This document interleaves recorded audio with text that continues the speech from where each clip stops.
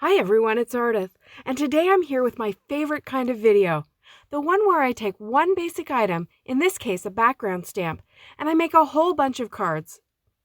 Originally, I had no plans to make this many cards or even a video. I just got carried away. So actually I had 6 cards done before I had the great idea that I should have been filming.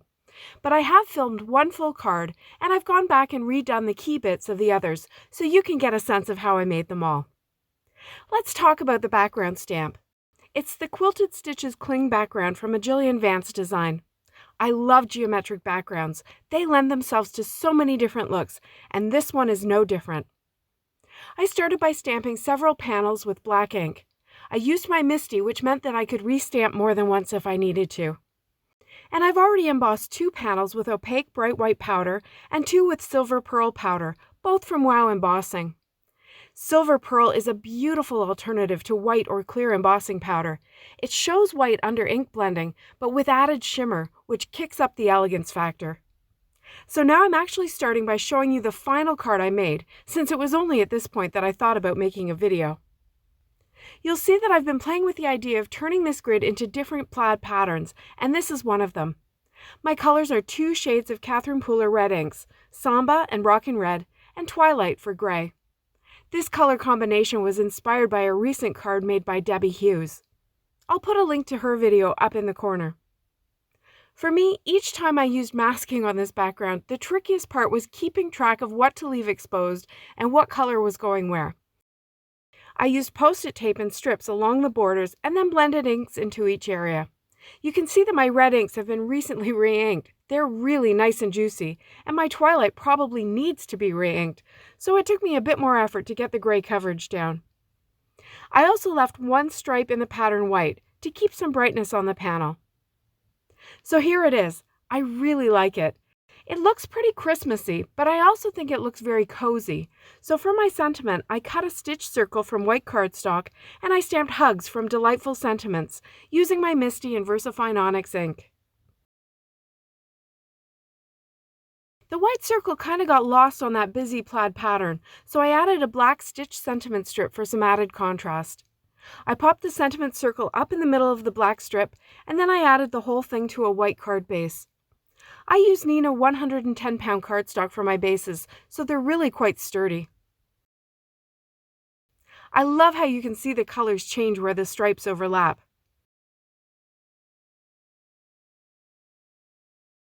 So now going back to my previous cards, here's the simplest use of this background.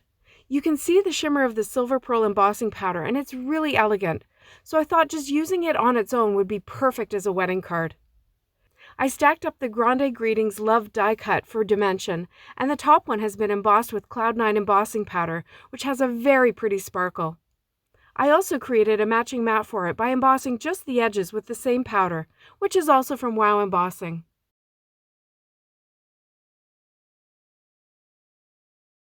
And here's another plaid card. This time I used Blackjack, Twilight, and Flirty Fuchsia. I did leave 1 white strip, but in the end I felt like there wasn't enough white. There was only a couple of white blocks left. You can see the difference from the red one. I added a daisy die cut and another Grande Greetings die cut. This one is Celebrate.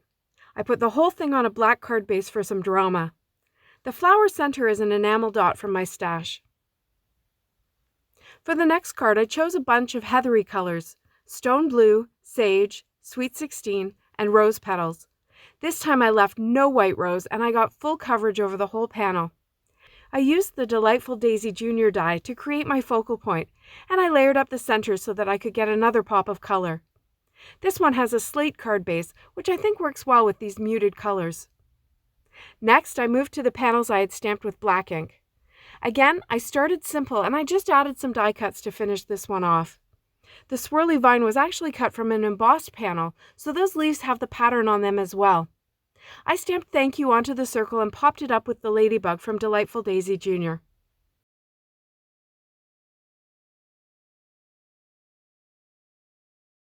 Next, I did some reverse masking, and instead of blending ink onto the large squares, I blended it between them. So I masked off each line, and I tried to get one full side ready at a time so that I could minimize moving the masks around and also do as much ink blending as possible at a time. I used sponge daubers and mini ink pads for this, and I lined them all up to try and be efficient. And after a while, I had this brainstorm to two-hand it. I picked up one color in each hand to stamp down more quickly. I know it looks kind of funny, and it felt kind of funny using my right hand, but it worked. To finish this one, I added layered up sentiment strips, a wider black one and a narrower white one that had been stamped with another sentiment from Delightful Sentiments. I added a black mat and I put it all on a white card base. This one took a bit of time, but I think in the end it was worth it. I love those bold, vibrant colors. For my final card, I did some negative masking.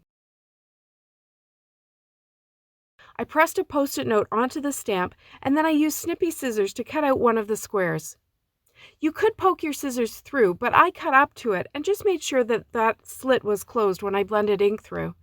I also made sure that the slit was at the top of each square, and I was really just blending ink up from the bottom, so the risk of smudging was reduced.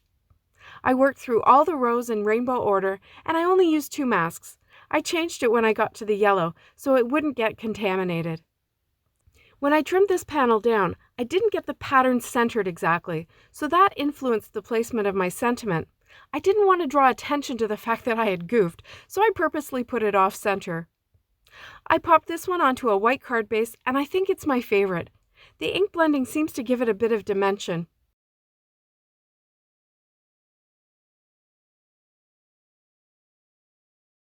Here's a look at all 7 of the cards. I'm so amazed by all the different looks you can create with this simple, basic pattern. I hope you enjoyed this video. As I say, this is one of my favorite things to do. Use one product and see how far I can go. Please let me know below which one's your favorite, or if you have other ideas that I didn't show here. Product links are below and also on my blog. Thanks so much for watching. See you next time.